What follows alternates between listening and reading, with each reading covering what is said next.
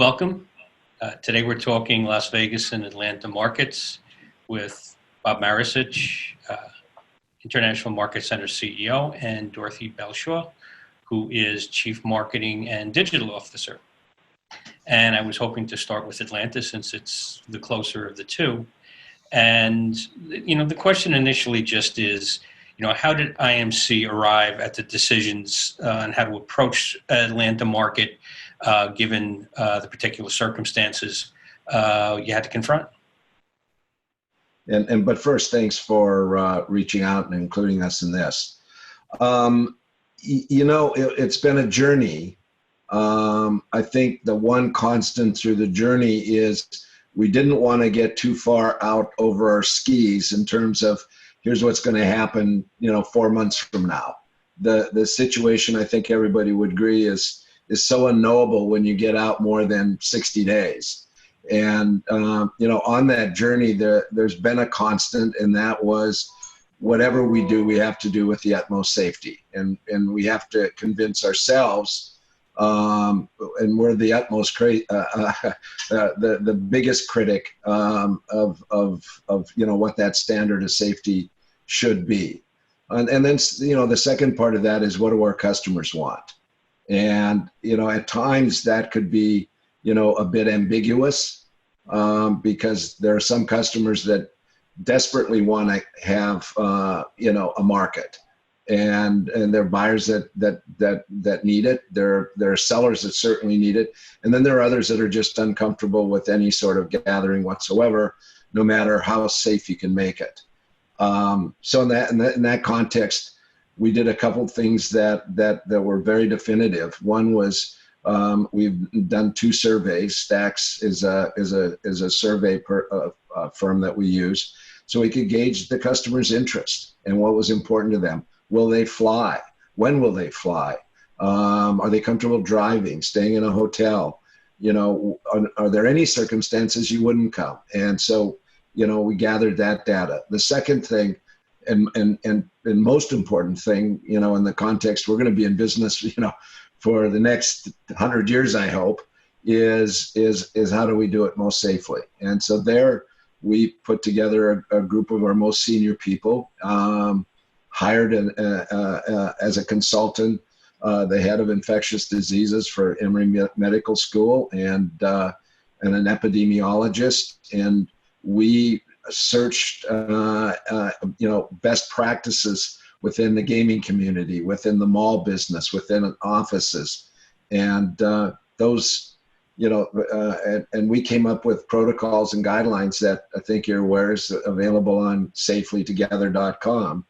And we meshed those things together, and that was the journey. So where we are today, we believe we can deliver a market. It's not got a resemblance to what markets used to be, nor should it.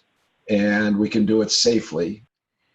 It's interesting, and that's one of the problems that we all kind of face with this situation is its fluidity and the fact that 2 weeks from now we may be confronting significantly different circumstances, but obviously the bottom line is going to be, the initial bottom line is going to be safety and confidence in the market safety.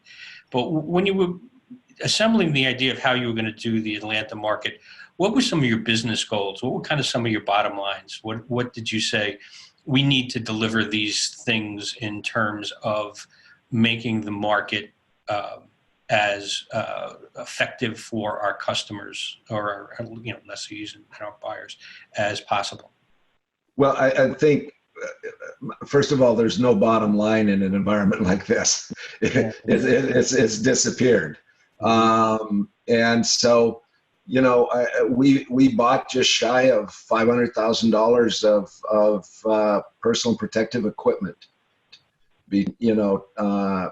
temperature check equipment, fever guns, and disinfectants and masks and gloves and face shields. And, so, in effect, the economics of it is it's going to cost us, I've jokingly said, because I've not really done the numbers, we won't know until it's done, but it's likely we'll spend twice as much money for half the show. But again, our time horizon for doing this is, a business that's going to be, valuable and exceptional years from now. And so, the other goal was just what Stax teased out and our customers told us, that those that come, they want to basically buy things that are available now that are working. I've said that they want to bet on a winning racehorse. And so one of the things about a market like this is I don't think there's any argument that physical markets are the most effective way for discovery, to discover new vendors, new products, new ideas. This is going to be a market that's very driven by an inventory need right now. And so our business is putting buyers and sellers together, and we're going to do that. Yeah, I mean, I think, we're in the position of needing to create a viable platform for those that want to participate in it. And then to the extent that we're able, creating a safe environment. And so to Bob's point, there's a tremendous amount of investment we've made in equipment.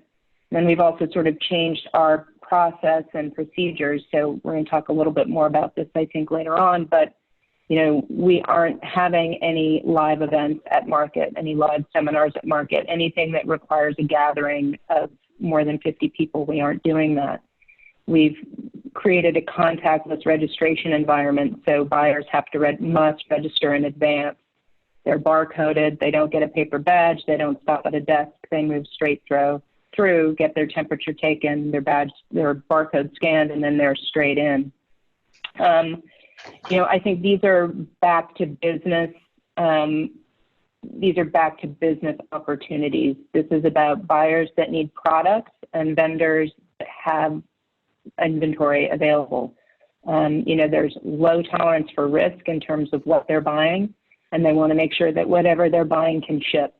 And so, that means that connection that happens, and we saw this in early June in an apparel market that we hosted, a very small one, albeit very serious. I mean, appointments were set every 30 minutes. Buyers came in on time. They had open to buy. They knew what they needed. And it was, really highly productive. Didn't have a lot of the fluff and fanfare and that we're always used to, and the social aspect of it is obviously very different.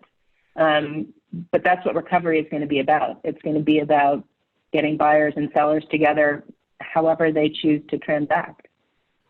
Yeah, it's interesting too. You've done quite a bit to develop the virtual element of the show as it's going to occur. As a supplement to the physical show, but also for people who just can't make the physical part of it, as a way to provide them value. Could you talk a little bit about how that was put together and what your priorities were for that element of the show? Sure. We had one large market that was canceled by the High Point Market Authority, right, in April. It was postponed to June and then ultimately canceled. We elected to produce a virtual market, which we did over an extended 3-week period. And in addition to serving up commerce opportunities online through a platform that we had acquired from RepZio back in January, we also produced content. So we took all of the content that we had planned, including a show house, and we put it all up virtually over an extended period of time. And it was amazing. What we found is that our levels of engagement tripled and in some cases quadrupled. So the industry clearly is still hungry for information, particularly surrounding trend and digital opportunities. But even the show house was incredibly well attended, if you will, and drove a lot of leads to vendors that were featured within it. And so, we talk about how this pandemic might change the shape of the way we do things going forward. All of our events for the upcoming markets are scheduled in the weeks ahead, right? So in doing that, we believe we can drive engagement way up. We also think we can provide an opportunity for retailers to engage with content, particularly around trend and, you know, what sorts of things are selling during this time, and kind of how to rethink your assortment and the buying and selling strategy as you come out of pandemic period. All of that information is really information they should have before they go to market. And we've always kind of offered it simultaneously. This then gives them kind of a way to think about market, plan for market, and perhaps be more effective while we're there. That might be the sort of thing that we sustain going forward. You know, buyers, when they're at market, are going to want to buy. And so opportunities for virtual education and programming, Zoom is really a great alternative. And it enables a level of engagement that really is hard to drive out of market. So that's kind of how we're approaching that. Definitely for summer, and probably for winter as well. I don't think we'll look at doing live seminars for a period of time now, and that may be actually just fine and even better in the new format. You know, and I think, Mike, it's become, you know, clear to us. You know, there are three ways primarily that buyers and sellers are coming together. You know, the physical marketplace, the markets that, you know, that we own and have a significant footprint in, digitally through their own websites or in digital marketplaces, and with our acquisition of Repsio and Pharos. And by the way, we've hired 45 technologists in the last, I think, 45 days. So we have, you know, massively looking at scaling in that. And then the third element are the reps. And we feel that we can basically make all three of those better and less friction, so that the buyers and sellers can, you know, can conduct commerce, you know, for furniture, gift, home decor, and apparel with less friction, more efficiency. And you know, again, long term, we think that's a very valuable strategy and a very winning strategy. And we're going to invest heavily to do that. And you kind of anticipated a question I have. You know, you're just making me think of the old saying that every crisis is an opportunity. You know, when you look at what you're learning, ShopZio, the virtual programming, connections between buyers and retailers, even some kinds of connections you might have normally done after the show that can be done before the show. You know, how do you feel kind of this is going to constitute markets, or how is it going to affect how it constitutes your markets in the future? Is it at the point where you have a lot more to think about and a lot more creative processes to explore because of what you've had to do over the last few months? People miss market, right? I mean, they miss getting together at market. We are in a design-oriented business. It's not a commoditized business. And so feeling the heft of something, seeing the color saturation, you know, really seeing how it sets up in a physical space is important across all of our verticals. And people miss being at market. That said, the way that they transact and how much they transact actually at market or in the weeks and months to follow market because of things they saw at market, that's going to shift. And at this time when not everybody can or is willing to come to market, you know, pre-vaccination, we need to create that same excitement, that same connection in a virtual way. And so we were fairly far down the development path. This has just accelerated that exponentially because all of a sudden, all of our vendors want a digital opportunity.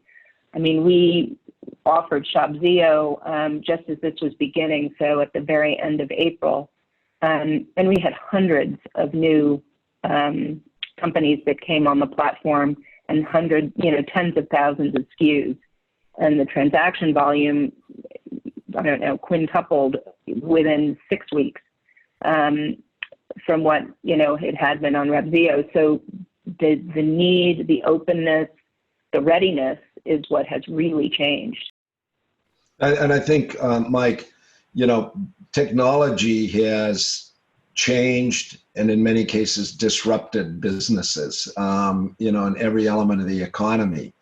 And we have felt that technology in our world was an enhancement, that it almost parallels a retail shopping experience where if you're only online, almost all are moving to some sort of physical presence. They realize they just have to.